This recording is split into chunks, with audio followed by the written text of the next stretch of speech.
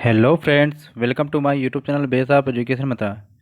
Friends, आज की इस वीडियो में हम करने वाले हैं एनसीईआरटी क्लास 8 ज्योग्राफी के चैप्टर फर्स्ट यानी संसाधन के बारे में पढ़ने वाले हैं। तो हम शुरू कर रहे हैं एनसीईआरटी सीरीज जो क्लास 8 की है और 8 में हम ज्योग्राफी के चैप्टर फर्स्ट को करने जा रहे हैं। तो हमारे चैनल पर बने रहिएगा, इस वीडियो को पूरा अंत तक देखिए जिससे आप इस चैप्टर को बड़ी आसानी से कंप्लीट कर सकें।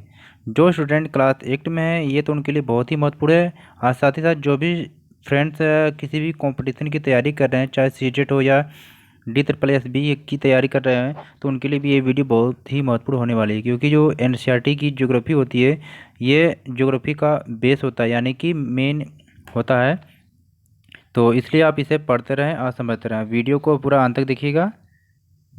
तो चलिए हम शुरू करते हैं अपने इस वीडियो को। जैसा कि आप जान रहे हैं कि हमारा ये जो चैप्टर है संसाधन, ये हमारी सामाजिक विज्ञान की बुक संसाधन एवं विकास का पहला चैप्टर है संसाधन। तो इसको हम करने और समझने वाले हैं कि अब जानने वाले हैं कि संसाधन किसे कहते हैं। तो यहाँ पर देर का सभी चीज़ हम नहीं पढ़ेंगे, यहाँ पर जो महत्वपूर्ण है केवल उसे ही हम पढ़ने वाले हैं। तो आप ही जान रहे हैं कि इसमें एक कहानी बताई गई है कि मोनू और राजू अपनी क्या है घर पे अम्मा के बारे में अम्मा की मदद कर रहे थे घर के कामों में। तो अब यहाँ पर हम देखते हैं कि संसाधन क्या है। तो यहाँ पर देखा कि प्रत्येक वस्तु जिसका उपयोग क्या है आवश्यकताओं को पूरा करने के लिए किया जाता है वो संसाधन है, यानी कि वह प्रत्येक वस्तु जो हमारी ज़रूरतों को पूरा करते हैं वे सभी क्या संसाधन है। अगर कोई भी वस्तु हमारी किसी भी आवश्यकता को पूरा नहीं करती है तो वो क्या संसाधन नहीं कहलाएगी। संसाधन कहलाने के लिए कि ये होना चाहिए कि वो किसी न किसी ज़रूरत को पूरा कर सके। और यहाँ पर एक बात ध्यान देने लिए कि कोई ज़रूरी नहीं कि जो हमारे लिए संसाधन है वो आपके लिए या दूसरों के लिए भी संसाधन हो। तो हर व्यक्ति के लिए संसाधन वो अलग अलग हो सकता है। जैसे मान लीजिए जो किताबें हैं हमारे पढ़ने के काम में आती है या तो हमारे पढ़ने की आवश्यकता को पूरा करती है, तो हमारे लिए क्या संसाधन है। लेकिन वही वही बुक क्या एक कबाड़ी वाले के लिए क्या वो संसाधन नहीं है। तो आपको यहाँ पर देखना है कि कम से कम क्या है ज़रूरत को पूरा करेगी तभी वो संसाधन कहलाएगी। आगे देखते हैं। आप अपने आसपास या घर में भी बहुत सारे ऐसी वस्तुओं को देखते होंगे जो कि किसी न किसी रूप में क्या है वो आपकी ज़रूरत को पूरा करते हैं। या सब्जी से लेकर पानी से लेकर रिक्शे से लेकर या पाठ्य पुस्तक मतलब सारी जो चीज़ें है वो आपकी क्या किसी न किसी ज़रूरत को पूरा करता है। जैसे आप पानी को ले लीजिए, वो आपकी प्यास बुझाता है। रिक्शा क्या है कि आप एक स्थान से दूसरे स्थान पर जाते हैं तो वो भी आपकी ज़रूरत है, उसको भी आप क्या पूरा करता है। डेस्क है बैठने का काम करता है। पंखे है, आपको गर्मी लग रही हवा चाहिए तो वो पंखा भी क्या है कहीं ना कहीं रूप में क्या है आपकी ज़रूरत को पूरा करता है, वो भी क्या है एक संसाधन है। तो यहाँ पे देखना कि जल विद्युत रिक्शा सब्जियाँ पाठ्य पुस्तक सभी में कुछ कुछ एक जैसा क्या है, यानी कि आपसे पूछा जा रहा है कि सब में क्या एक कॉमन क्या है। तो यहाँ पर हम देख रहे हैं कि सभी में एक कॉमन है। उनमें से सभी वस्तुओं का उपयोग क्या है आपके द्वारा किया गया। ये तो सही है कि भाई उस वस्तुओं का उपयोग हमारे द्वारा किया गया है क्योंकि वे हम क्या उपयोगी थे। मैंने आपको बताया कि जब कोई भी वस्तु उपयोगी होता है तभी वो संसाधन कहलाता है। जैसे कोयला ले लें, जब तक हमें कोयला के उपयोग के बारे में नहीं पता था तो वो संसाधन नहीं था, लेकिन जब उसके उपयोग के बारे में हम लोग जान गए कि कोयला का उपयोग क्या है तब वो संसाधन कहलाया। तो यहाँ पर क्या है कि एक वस्तु अथवा पदार्थ की उपयोगिता अथवा प्रयोज्यता उसे एक संसाधन बनाती है। अगर आपसे पूछा जाए कि किसी भी वस्तु को संसाधन बनने के लिए क्या करना चाहिए या क्यों संसाधन हम कह सकते हैं किसी वस्तु को, तो यहाँ पर आपको जानना चाहिए कि इस वस्तु की क्या है उपयोगिता होनी चाहिए, यानी कि वो किसी भी ज़रूरत को पूरा कर सके तभी वो संसाधन कहलाएगी, अन्यथा उसे हम संसाधन नहीं कर सकते हैं।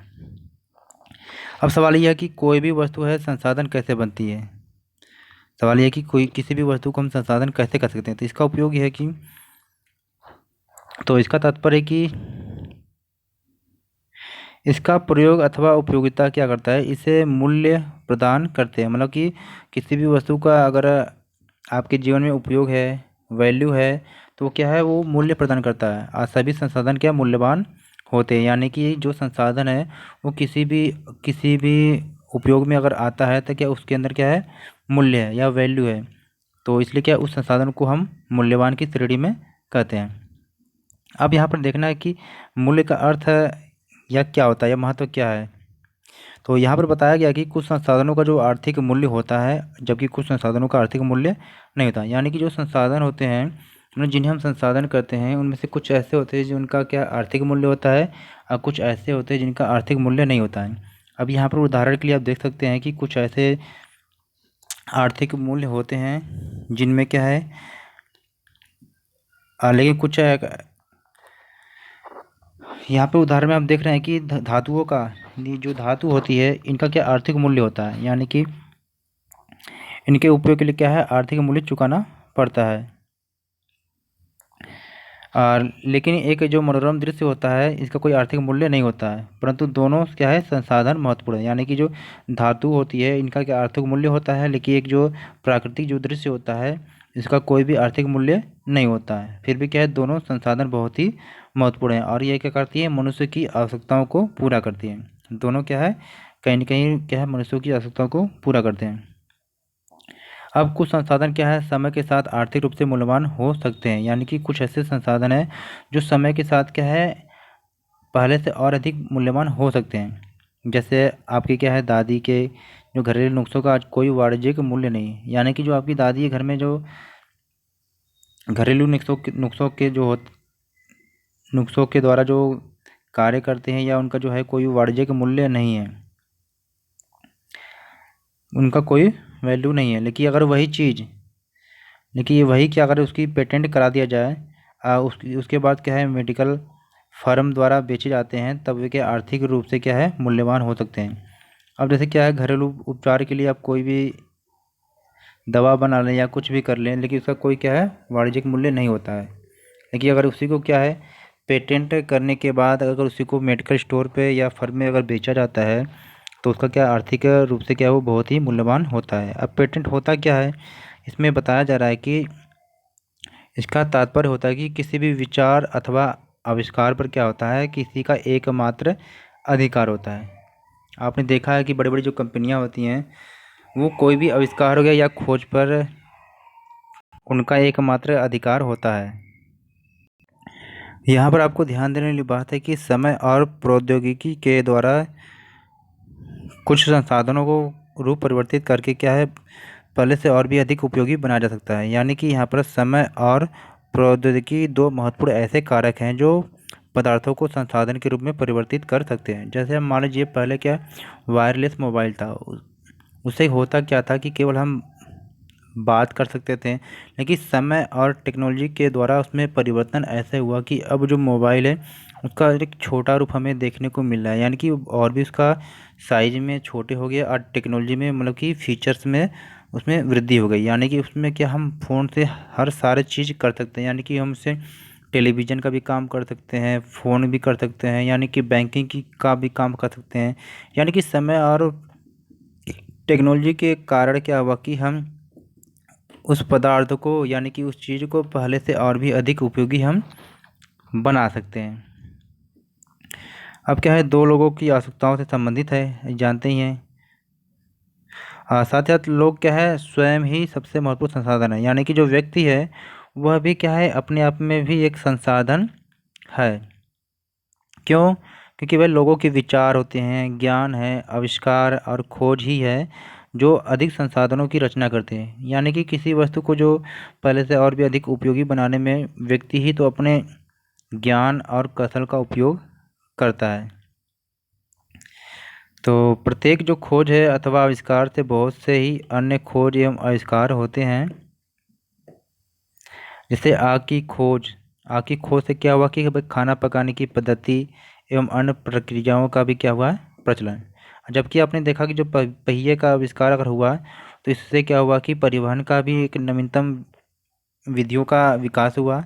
और जल विद्युत बनाने की जो प्रौद्योगिकी है, इससे भी क्या हुआ, तेज़ी से क्या है, बहते हुए जल से क्या है ऊर्जा प्राप्त करके उसे क्या है, एक महत्वपूर्ण संसाधन बना दिया गया। यानी कि आग की खोज के द्वारा भी क्या है, उससे क्या है, अन्य सारे कार्य किए जाने लगे। पहिए के आविष्कार से क्या है कि परिवहन जो हो गया है और सरल हो गया है। और जल विद्युत से जो बिजली बनाने की प्रक्रिया के द्वारा क्या हुआ, उससे ऊर्जा प्राप्त किया जाने लगा। यानी कि संसाधन जो है पहले से और भी अधिक महत्वपूर्ण होते गए।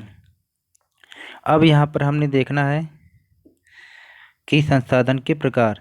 तो मुख्य मुख्य रूप से आप देख रहे हैं कि संसाधन के क्या है, 3 प्रकार हैं। तो संसाधन को प्राकृतिक यानी कि नेचुरल, मानव निर्मित यानी मनुष्य के द्वारा बनाए गए, और मानव यानी कि मनुष्य स्वयं। यानी कि संसाधन 3 प्रकार के हैं, प्राकृतिक, मानव निर्मित और मानव स्वयं। यानी कि जो प्रकृति के द्वारा नेचुरल रूप से प्राप्त होते हैं प्राकृतिक होंगे, और मनुष्य के द्वारा बनाया गया जो है या मानव द्वारा निर्मित है वो मानव निर्मित हो गया, और मनुष्य एक स्वयं भी क्या अपने आप में एक संसाधन है। तो अब हम यहाँ पर देख रहे हैं कि प्राकृतिक संसाधन किसे कहते हैं। तो आप जानेंगे कि जो संसाधन प्रकृति से प्राप्त होते हैं और अधिक संशोधन के बिना उपयोग में लाए जाते हैं प्राकृतिक संसाधन कहलाते हैं। यानी कि जो संसाधन हमें प्रकृति के द्वारा प्राप्त होते हैं और उसमें संशोधन कम से कम करना पड़े, यानी कि संशोधन कम से कम करके उसका उपयोग कर सकें, तो वो सभी क्या है, प्राकृतिक संसाधन कहलाते हैं।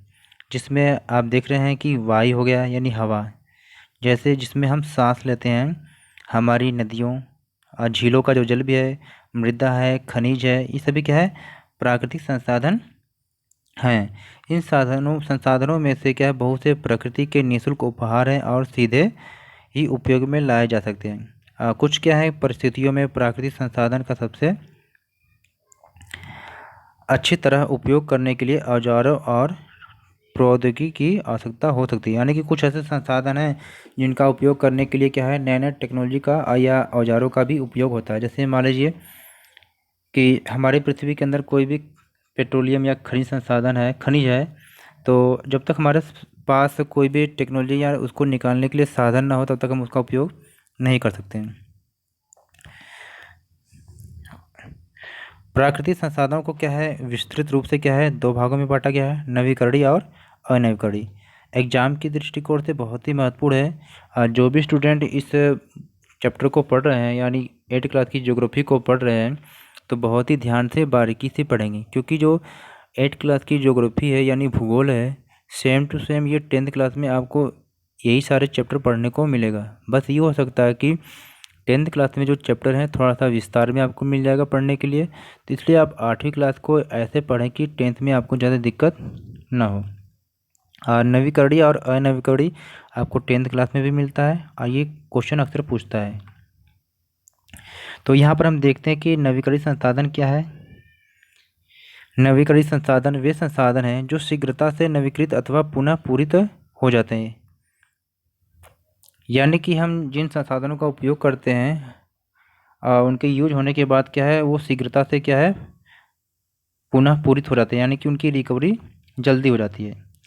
इनमें से कुछ क्या है, असीमित हैं और उन पर क्या है, मानवीय क्रियाओं का प्रभाव नहीं होता। यानी कि कुछ ऐसे हैं जो जिनकी लिमिट नहीं है और मानवीय क्रियाओं का भी प्रभाव इस पर नहीं पड़ता है, कि मानव उसका चाहे कितना भी उपयोग करते रहे उसमें क्या है, कमी नहीं आएगी। जैसे आप ले लीजिए सौर ऊर्जा, पवन ऊर्जा, यानी कि सूर्य से जब तक सूर्य यहाँ पर है पृथ्वी पर तब तक क्या है, सॉरी, जब तक सूरज है तब तक क्या है, पृथ्वी पर क्या है, सौर ऊर्जा हमेशा प्राप्त होता रहेगा, यानी कि उसके भंडार में कमी नहीं आएगी। अब पवन ऊर्जा है, हवा के द्वारा हम क्या है कि ऊर्जा प्राप्त कर सकते हैं, यानी कि सूर्य और पवन के द्वारा हम ऊर्जा प्राप्त कर सकते हैं। चाहे इसका उपयोग कितना भी आप करते जाएंगे, लेकिन इसके क्या है, इसमें कमी नहीं आएगी। लेकिन फिर भी कुछ नवीकरणीय संसाधनों जैसे जल है, मृदा है, वन है, इनका क्या लापरवाही से अगर प्रयोग किया गया है तो उनके भंडार में क्या है, प्रभाव पड़ सकता है। जल क्या है, असीमित है, असीमित और नवीकरणीय संसाधन प्रतीत होता है। फिर भी क्या है, आप देखते हैं कि जल की कमी होती है, प्राकृतिक जल स्रोत क्या है, सूख जाते हैं और आज पूरे विश्व की एक बड़ी समस्या बनकर उभरा है। तो अब हम अनवीकरणित संसाधन को देखते हैं। ठीक उसके नवीकरणित संसाधन का ये उल्टा यानी कि अपोजिट है। अनवीकरणित संसाधन वे संसाधन हैं जिनका भंडार सीमित है। जैसे हमने पढ़ा कि अनवीकरणित संसाधन के जो भंडार थे असीमित हैं, लेकिन यहाँ पर क्या है, सॉरी, हमने पढ़ा था कि नवीकरणित संसाधन के जो भंडार थे असीमित हैं, लेकिन यहाँ पर अनवीकरणित संसाधन के जो भंडार हैं ये सीमित हैं। अब भंडार के एक बार समाप्त होने के बाद उनके नवीकृत अथवा पूरित होने में हजारों वर्ष लग सकते हैं। यानी इन संसाधनों के उपयोग करने के बाद इनकी रिकवरी होने में बहुत समय लग जाता है, यानी कि लाखों साल, कई लाखों हजारों साल लग सकते हैं। और यह क्या है, यह जो अवधि है मानव जीवन की अवधि से भी ज़्यादा है, क्योंकि जितने समय में ये बनते हैं मानव अवधि से क्या है बहुत ज़्यादा है। क्योंकि हम पहले माना जाता था कि मनुष्य 100 साल तक जीता है, लेकिन अब क्या है 60-70 के बाद ही पता नहीं कब निकल ले। अब क्या है, इस प्रकार के जो संसाधन है अनवीकरणित कहलाते हैं, जैसे कोयला हो गया, पेट्रोलियम हो गया और प्राकृतिक गैस। ये क्या है, इनका उपयोग होने के बाद ये समाप्त हो जाते हैं, यानी कि इनके बनने में हजारों साल लग जाते हैं। अब कोयला पेट्रोलियम को जीवाश्म ईंधन भी कहा जाता है, क्योंकि ये जीवों के इन अंश से बनते हैं, यानी कि जहाँ से कोयला और पेट्रोलियम निकलते हैं माना जाता है कि बहुत साल पहले वहाँ पर जीव जंतु एवं प्राकृतिक वनस्पतियाँ दबे पड़े थे। अब यहाँ पर हम देखते हैं संसाधनों का वितरण। तो प्राकृतिक संसाधनों का जो वितरण है भूभाग, जलवायु, ऊंचाई जैसे अनेक भौतिक कारकों पर ही निर्भर करता है। पृथ्वी पर इन कारकों में भिन्नता होने के कारण क्या संसाधनों का वितरण भी असमान है।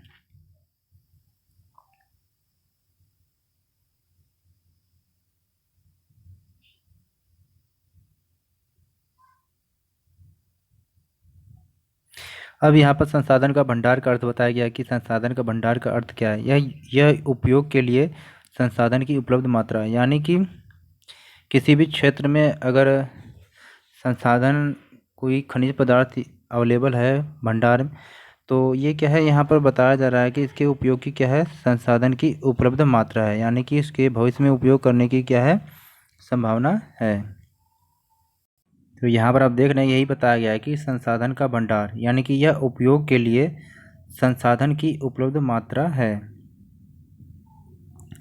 अब यहाँ पर हम देखते हैं कि मानव निर्मित संसाधन क्या है। जो भी आपको बताया गया कि मनुष्य के द्वारा बनाई गई वस्तुओं को मानव निर्मित संसाधन कहते हैं। तो कैसे, कभी कभी प्राकृतिक पदार्थ तब संसाधन बन जाते हैं जब उनका जो मूल रूप बदल दिया जाए, यानी कि जो मुख्य मूल रूप उसका है उसको हम परिवर्तित कर देते हैं, तो वो क्या है प्राकृतिक संसाधन की जगह पर मानव निर्मित संसाधन हो जाएंगे। जैसे अगर पेड़ है तो पेड़ क्या है एक प्राकृतिक संसाधन है, लेकिन इसमें क्या है कि इसका मनुष्य के द्वारा रूप बदल कर फर्नीचर इससे बना दिया जाए तो ये पहले से और भी अधिक उपयोगी हो जाएगा और ये क्या है मानव निर्मित संसाधन कहलाएगा। तो लौह अयस्क उस समय तक संसाधन नहीं था जब तक क्या है लोगों ने उससे लोहा बनाना नहीं सीखा। यानी कि पहले जो खनिज था जो लौह अयस्क है तो ये तब तक संसाधन नहीं था जब तक क्या है लोगों ने उससे लोहा बनाना नहीं सीख लिया। जब लोहा बनाना सीख गए तो वह एक संसाधन कहलाया। तो प्राकृतिक संसाधनों का जो उपयोग होता है, प्राकृतिक संसाधनों का उपयोग पुल, सड़क, मशीन और वाहन बनाने में करते हैं, जो क्या है मानव निर्मित संसाधन के नाम से जाने जाते हैं।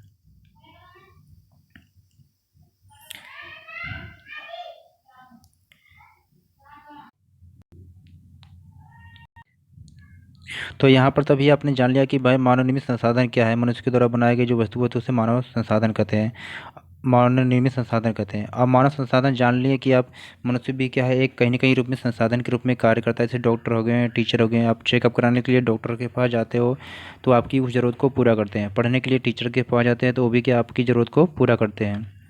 और इन सबको क्या है लोग और भी अधिक संसाधन के लिए क्या प्रकृति का सबसे अच्छा उपयोग तभी कर सकते हैं जब उनके पास ज्ञान, कौशल तथा टेक्नोलॉजी हो। तो इन सबका उपयोग करने के लिए मनुष्य भी क्या है एक विशिष्ट प्रकार का संसाधन है जिसे लोग करते हैं मानव संसाधन। अब यहाँ पर हम देखते हैं कि संसाधन संरक्षण क्या है, यानी कि संसाधन संरक्षण किसे कहते हैं। तो अभी आपने देखा कि संसाधनों का सतर्कतापूर्वक उपयोग करना और उन्हें नवीकरण के लिए समय देना संसाधन संरक्षण कहलाता है। यानी कि संसाधनों का हम उपयोग ऐसे इस प्रकार सतर्कता से करें कि जो आने वाली पीढ़ी है उनके लिए भी बचा रहे, यानी कि उन्हें नवीकरण के लिए क्या है समय देना, यानी कि इसकी रिकवरी होती रही बार बार और संरक्षण कहलाता है संसाधन संरक्षण। और साथ ही साथ संसाधनों का उपयोग करने की आवश्यकता और भविष्य के लिए उनके संरक्षण में संतुलन बनाए रखना क्या करता है, सतत पोषणी विकास कहलाता है। तो सतत पोषणी विकास को आप यहाँ पर अच्छे प्रकार से देख लेंगे। ये एग्जाम में अक्सर पूछता है, किसी भी एग्जाम में जरूर पूछता है कि सतत पोषणी विकास क्या है। तो संसाधनों का सावधानी पूर्वक उपयोग, ताकि न केवल वर्तमान पीढ़ी के अपितु भावी पीढ़ी की आवश्यकताएं भी पूरी होती रहे। यानी कि संसाधनों का उपयोग इस प्रकार से करना है कि केवल हम, जो वर्तमान पीढ़ी हम लोग हैं, केवल हम ही इसका उपयोग न कर सकें, जो आने वाली भावी पीढ़ी है उसकी भी आवश्यकताएं पूरी हो सके। तो उसे हम कहते हैं सतत पोषणीय विकास। अब आगे देखते हैं। अब इसमें आपको बताया गया कि सतत पोषणी विकास के कुछ सिद्धांत हैं। क्या क्या सिद्धांत हैं? जीवन के सभी रूपों का आदर और देखभाल करना, मानव जीवन की गुणवत्ता को बढ़ाना, और पृथ्वी की जीवन शक्ति और विविधता का संरक्षण करना, प्राकृतिक संसाधनों के ह्रास को कम से कम करना, पर्यावरण के प्रति व्यक्तिगत व्यवहार और अभ्यास में परिवर्तन, समुदायों को अपने पर्यावरण की देखभाल करने योग्य बनाना। तो ये सभी क्या थे? संसाधन से संबंधित हैं। तो इस चैप्टर में जो दिए गए जो क्वेश्चन है, आंसर है, इसको आप बुक की सहायता से कर सकते हैं कि पृथ्वी पर संसाधन असमान रूप से वितरण क्यों है। यहाँ पर ऊपर दिया गया है, इसे आप देख लेंगे कि पृथ्वी पर संसाधन है असमान रूप से वितरण क्यों है। यहाँ पर इसका क्वेश्चन का आंसर है, आप कर लेंगे। ये दे रखा आपको। तो सारे क्वेश्चन का आंसर आप ढूंढेंगे तो आसानी से मिल जाएगा। और अगली वीडियो में इसके क्वेश्चन आंसर हम बनाएंगे। यहाँ पर संसाधन संरक्षण है, ये भी दिया गया, इसको भी मिल सकते हैं। और फिर मानव संसाधन महत्वपूर्ण क्यों है, ये भी मिल जाएगा आपका। और सतत पोषणी विकास क्यों कहते हैं, ये भी इसमें ऊपर बताया गया, इस पर भी आप देख लेंगे। और जो ये ऑब्जेक्टिव टाइप क्वेश्चन है, इसका आप देख लीजिए। तो इसमें आपको पूछा गया कि निम्नलिखित में से कौन संसाधन को निर्धारित नहीं करता है। तो इसमें उपयोगिता भी करता है, मूल्य भी करता है। तो इस हिसाब से क्वेश्चन का जो राइट आंसर हो जाएगा मात्रा। दूसरे क्वेश्चन का आंसर है कि निम्नलिखित में से कौन सा मानव निर्मित संसाधन है, यानी कि मानव निर्मित संसाधन कौन सा है। तो यहाँ पर मानव निर्मित संसाधन जो आपका हो जाएगा कैंसर उपचार की औषधि, यानी कि जो झरना है ये तो प्राकृतिक हो जाएगा, उष्णकटिबंधीय वन प्राकृतिक हो जाएगा, लेकिन जो कैंसर उपचार की जो औषधि है ये क्या मानव निर्मित संसाधन हो जाएगा। और थर्ड में हम भरेंगे कि कथन को क्या है आपको पूरा करना है। तो कथन हमारा है कि अनवीकरणीय संसाधन। तो थर्ड का हमारा क्या है कि अनवीकरणीय जो संसाधन होते हैं इसमें क्या भरा जाएगा, इसका आंसर ए कि सीमित भंडार वाले हैं, यानी कि इनके भंडार में सीमित हैं। तो आई होप इस चैप्टर को हमने बहुत ही आसानी से कंप्लीट किया। तो अगर आप हमारे चैनल पर नए हैं तो चैनल को सब्सक्राइब जरूर करें, और इस वीडियो को लाइक अपने दोस्तों के साथ शेयर जरूर करें, और कमेंट बॉक्स में ज़रूर बताएं कि आपको वीडियो कैसी लगी। और प्लीज़ इस चैनल को सब्सक्राइब करें और वीडियो को अपने दोस्तों के साथ ज़्यादा से ज़्यादा शेयर करें। Okay, take care, good bye. फिर मिलते हैं नेक्स्ट वीडियो के साथ।